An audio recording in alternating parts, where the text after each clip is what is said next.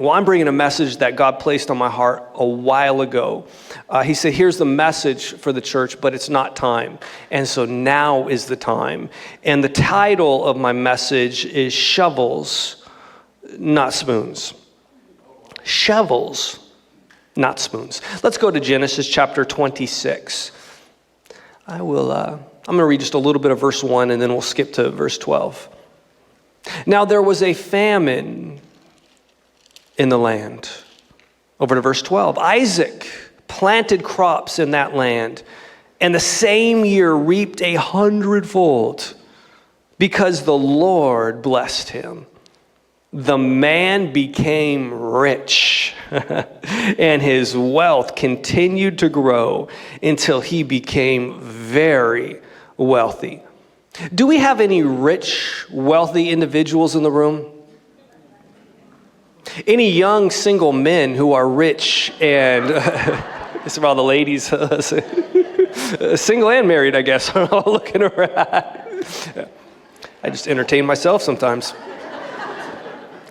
He had so many flocks and herds and servants that the Philistines envied him. So all the wells that his father's servants dug in the time of his father, where am I at? And also So all the wells that his father's servants had dug in the time of his father Abraham, the Philistines stopped up, filling them with earth. Then Abimelech said to Isaac, "Move away from us. You have become too powerful for us." So Isaac moved away from there and encamped in the valley of Gerar and settled there. Isaac reopened the wells that had been dug in the time of his father Abraham, which the Philistines had stopped up after Abraham died. And he gave them the same names his father had given them. Isaac's servants dug in the valley and discovered a well of fresh water there. I believe fresh water is coming into someone's life. But the herdsmen of Gerar quarreled with Isaac's herdsmen and said, "The water is ours." They say, "It's mine." So they named the well Esek, because they disputed with him. Then they dug another well, and they quarreled over that one also, and they named it Sitnah. He moved on from there and dug another well, and no one quarreled over it. He named it Rehoboth, saying, "Now the Lord has given us room, and we will flourish in the land." I believe as we step into 2024, the Lord is saying to this church, and the church is not a building, the church is the people, now is the time I'm giving you land, and you're going to flourish. You are going to experience things this year. I don't know who it's for, but I think it's for someone today. This last week, I turned, how old did I turn? I got old. 47 on Groundhog's Day, 47 years old. A few days before my birthday, Lindsay, she just wanted to spend most of the day together, which was awesome. And so we went and grabbed coffee. I love coffee. I'm a coffee snob. So love pour over and love Ethiopian coffees. And so we had some coffee, and then we just walked around the mall. We did some shopping. And so Lindsay's like, "Do you want anything for your birthday?" I said, just try on some stuff, because Lindsay never buys anything for herself. So, you know, how many parents out there know you're always buying things for other people? And so your kids, your spouse. And so she tried on some stuff. And so Lindsay got a pair of jeans. I got nothing. Happy birthday to me. And then we had dinner at Houston's. Love Houston's. It's good. And then on my birthday, my mom grilled steaks, and nobody grills steaks like my mom. It was a great family time, and the dessert that I chose is not a dessert many people would pick. My mom said, "What do you want for dessert?" And I said, "I would really love just like a cheese platter." I know you're all looking at me like I'm crazy. I said, "Throw some meat on it and just some cuts of it." It was amazing. It was absolutely fantastic. And I was thinking that it was my birthday and they were celebrating me, but on February 2nd, 1977, my mom was the one doing all the work.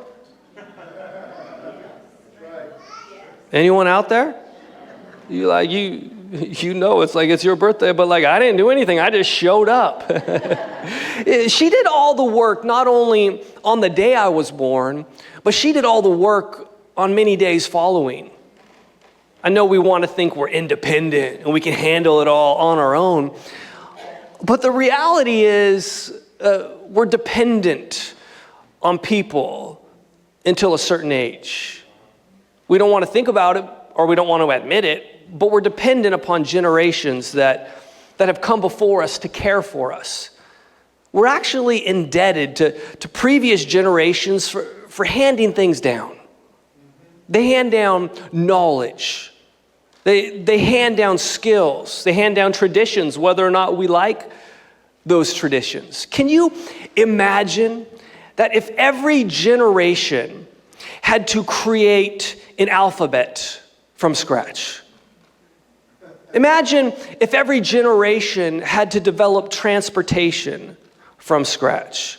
Imagine if every generation we had to develop electricity from scratch. We are indebted to past generations, whether we want to admit it or not. Past generations pass down what is good, but past generations also pass on what is not good. When I was a kid, there was this commercial. I was asking Lindsay if she remembered it, and she's like, "No, I don't remember. I'm just so much younger than you." I'm like, 2 years, girl, 2 years. There was this commercial. It was in the whole anti-drug campaign in the 80s. And it was this dad who was talking with his son, and he had this drug paraphernalia, and he's all, "Mom brought this to me. Where did you get this? Who taught you? Where did you get this?" This kid looks at his dad and says, "I learned it from watching you, Dad." You want to remember that? The things we learn from our parents. The things we learn from generations before us. They pass down good things, but also can pass down some things that aren't so healthy. Yet the most important thing that Isaac here in Genesis had passed down to him was not physical or material wealth, but it was spiritual. It was a spiritual inheritance to know God, to learn to trust God. I'm so grateful that I have an inheritance, that my great-grandpa Howard knew God and followed God, that his son, my grandpa Chuck, knew God and followed God, that my dad, who was here at the last gathering, knows God and follows God. And that's how that is an inheritance that has been passed on to me. It's the inheritance I'm giving it all to pass on to my son. We need to honor the past, although I know it's not too popular in today's culture. And remember that the most important part of legacy is not material wealth, it is spiritual wealth. And Isaac here in Genesis 26 is in a season of famine. Right now, the economy doesn't seem to be too strong for a lot of people. You go to buy a home right now and you look at interest rates, you're like, I wish they were lower. You go to the grocery store to buy groceries and you wish the price was,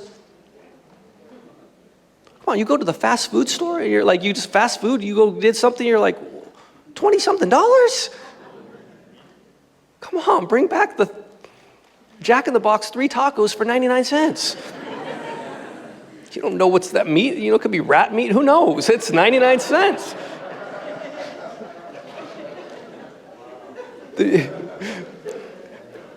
At this point, though, a famine meant people would starve. Now, I'm not talking like you and I were like, I'm starving, I can't wait to have lunch. Even in other parts of the world today, people who starve are actually dying of starvation. We freaked out during the pandemic when there was a TP shortage. And you're like, I can't, everywhere sold out of toilet paper. What am I going to do? You saw the weird advice online, all the things people used. It was hard to find coffee filters because people were using coffee filters as masks. I wanted to rip it off their face. I need some coffee. Extremely bad times, though, present unique opportunities for extremely good returns. I wasn't alive in 1973, but in 1973, there was an oil crisis, for those of you who are old enough to remember. The stock market crashed.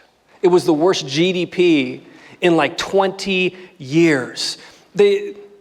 Our economy entered into a 16-month recession. All this talk about a recession, that's what was happening.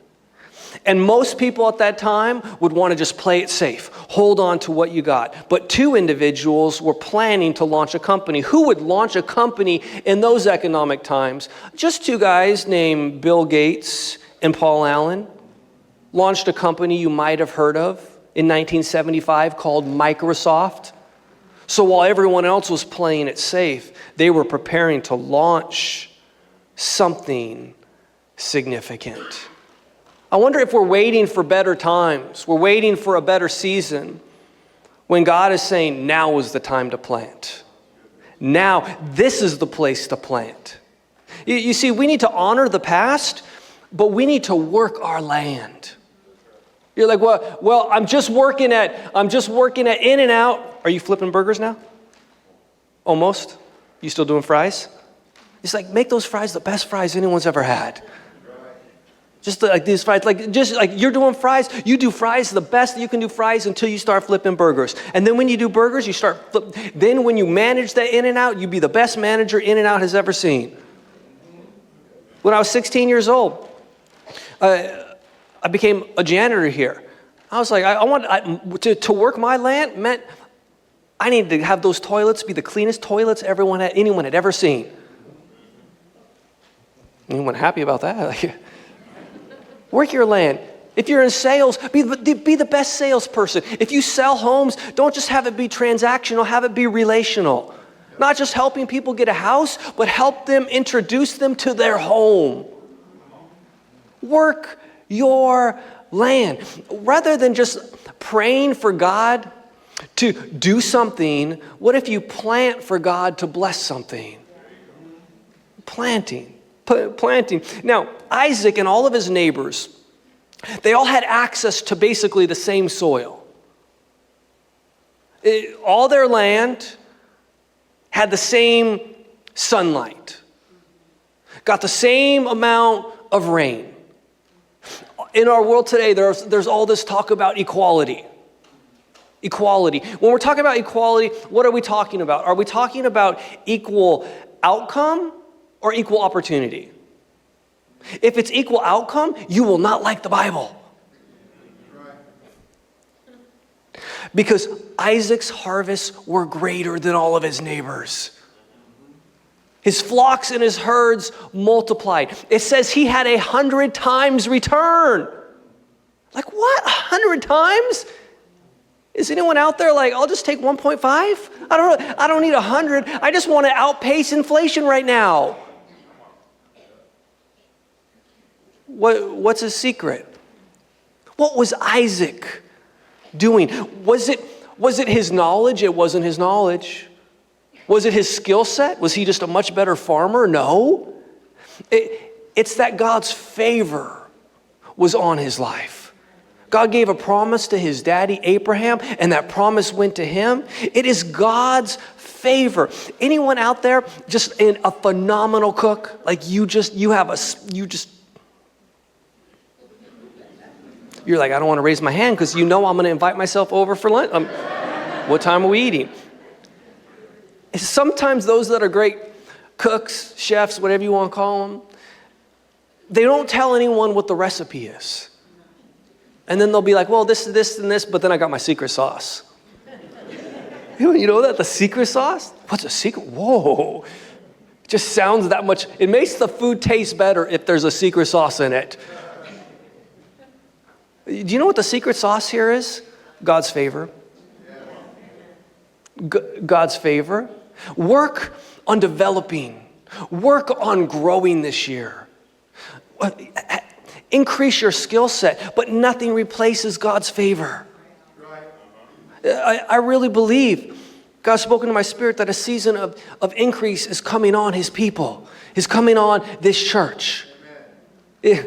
Not just so that we can buy bigger homes, not just so that we can drive faster cars and have nicer stuff, but if you really want to make a difference in this world, you need resources.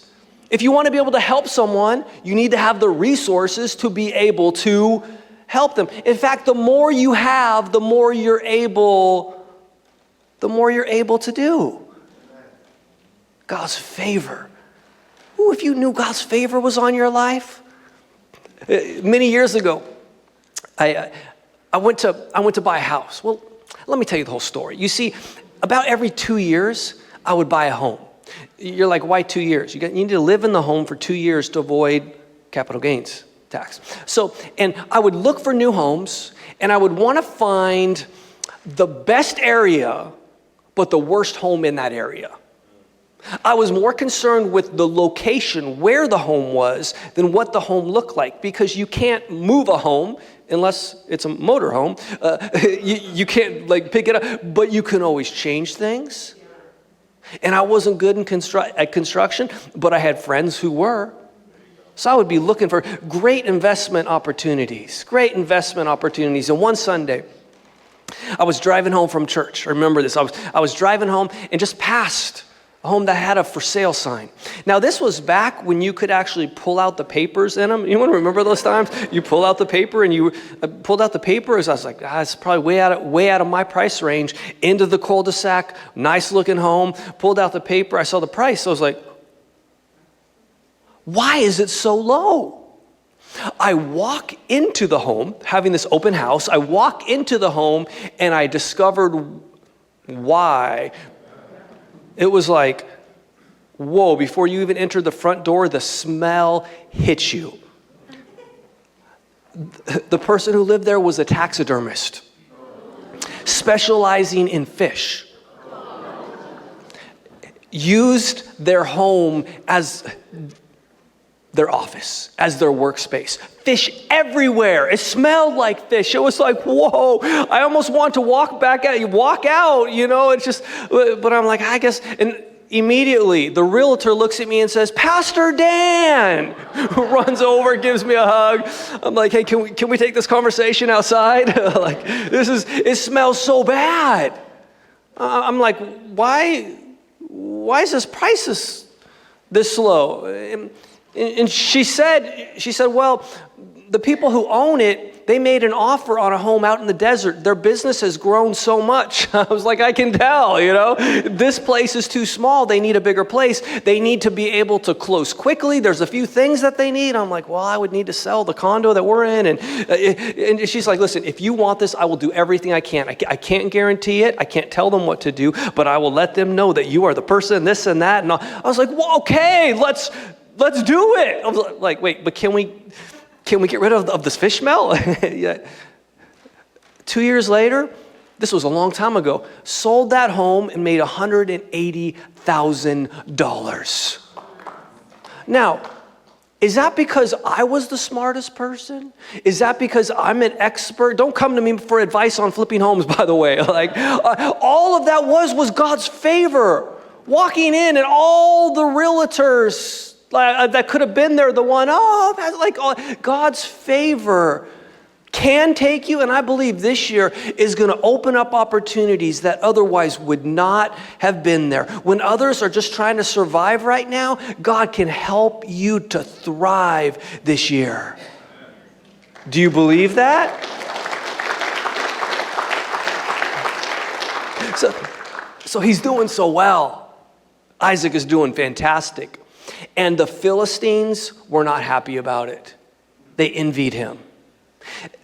When you fail, people will show you pity. When you succeed, you'll experience other people being jealous.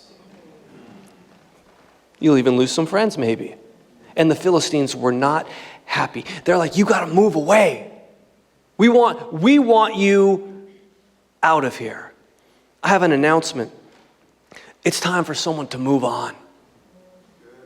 I know you're disappointed, but you need to move on. You've been hurt, but you need to move on.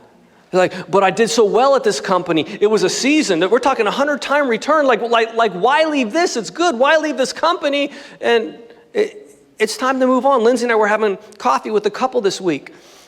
And the guy had just been let go from his job.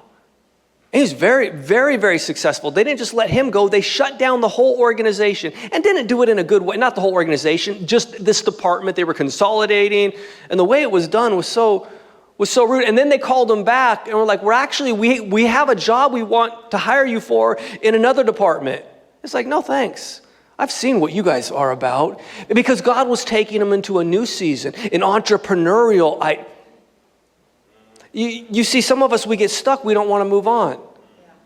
You get stuck in this past relationship that ended, and you're so disappointed because you thought everything was great until it wasn't, that you're not moving on to the new one. You're so stuck. We need to move on. You might be disappointed. Move on disappointed. You might be hurt. Move on hurt. Oftentimes the healing comes as you're moving on. Now some of the old wells that Abraham, Isaac's father, had dug had been filled up by the Philistines. At that time, without water, people would die. You guys are like, this is clean water. An act like this would cause people to go to war, would cause nations to go to war. They filled up those wells, those old wells. We have old wells at this church. Those old wells. Ooh, I remember as a kid, I'm talking about these old wells, when people would actually get to church early, talk with people, and be in here before worship first started and have their hands raised and be worshiping. And worship wasn't determined by how they felt. Worship was determined by how great God is, in an understanding of how majestic and great. Oh, those old wells. I'm talking about those old wells where when people would be sick, people would put their hands on them and pray for them at church. Now you're like, I think I got some Advil. Let me give you got, like when people would actually pray and believe. I remember those old wells where people would actually fast. I'm not talking about, I'm fasting something that you don't want to fast. I'm talking about like where you are legit hungry. And you're causing that, but I'm going to seek God. Like those old wells. Those old wells. Some of them have been filled up. I think in the Capital C Church today. They've been filled up, not by the Philistines. I think some of the old wells have been filled up by comfortable Christianity. By consumer Christianity. You hear that?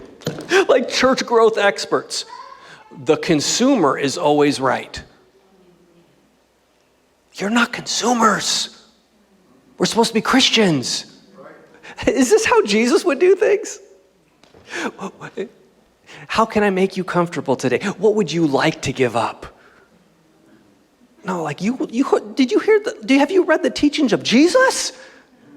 It was not consumer, but I think we filled up some of these old wells, and God's saying it's time to dig up some of those old wells that this church dug years ago. There's power, there is life in the old wells. You see, we need to uncover these ancient practices. These ancient practices, like old wells. My aunt and uncle were saving up to buy a home and gave their entire down payment to the church to advance the cause of Christ. Meant they weren't going to be able to buy a home. That's sacrifice. I'm talking about these old wells. These old wells where people showed up and like, how can I serve? We're so much in this consumer mindset. This is a little baby spoon that if you've ever had kids, you usually feed them with this. Anyone remember this? And you get creative. Here comes the airplane. And is this how the American church has become? Just a little bit of baby food? Open wide. Be a good girl. Be a good boy. It's easy to digest, just a little bit. But God's saying, no, it's time to redig some of these old wells, but it's also time to dig some new wells. Isaac had some new wells dug. Ooh, there are some new wells that we're digging. With what we're doing with developing an app, it's a new well. Not just to support you on Sundays, but to support you every day of the week, every hour of every day. There's some new wells. The discipleship development program that we're writing, there are some new wells. Going into other spaces, launching other campuses, there are some new wells. Now, the first well that they dug, the people weren't happy. They got kicked out. Isaac names it Isaac, which means contention. You ever at a point that's contentious in life? You're like, but God, I'm following you. You see, what they're doing is they decided we're not going to live our lives with spoons. Here's how we're going to live our lives. All right. You see, I was figuring out how I was holding this. Originally, I grabbed it with one finger, and I realized that's not too good right now. If this is what you're looking for, you're so good, boy. Oh, here we go. You're at the wrong church. All right. Yeah. Here's what we're saying. Here's your shovel. Start digging. They're digging. But then it's like, it's contentious. And a lot of us, I'm tired of digging. You know what Isaac did? Let's move on. Someone, listen, move on. Some things aren't worth fighting over. Some things aren't move on. I know you did the work. Move on. Dig another well. Dig another well. They had to get kicked out of this one as well. This well, then he named Sitna, which means hatred. Anyone who's digging wells right now for God is hated by culture. And sometimes we want to fight back. What did Isaac do? Let's go dig somewhere else. This is someone like this. I want you to know God has something new. And they dug a third time. And this time he named it Rehoboth, which means enlargement. After all that work, got to a place to flourish. After all these crazy years, after all these weird times, God has brought you into a place and into a season to flourish. To flourish is to grow or to develop successfully. Don't stop digging. There's fresh water. I know you may be hitting problems, but if you keep digging, there's provision there somewhere. God is doing a new thing. And if we could honor the past, if we will work our land, if we will seek God's favor, if we will uncover ancient practices, and if we will move on and keep digging, we'll discover true abundance.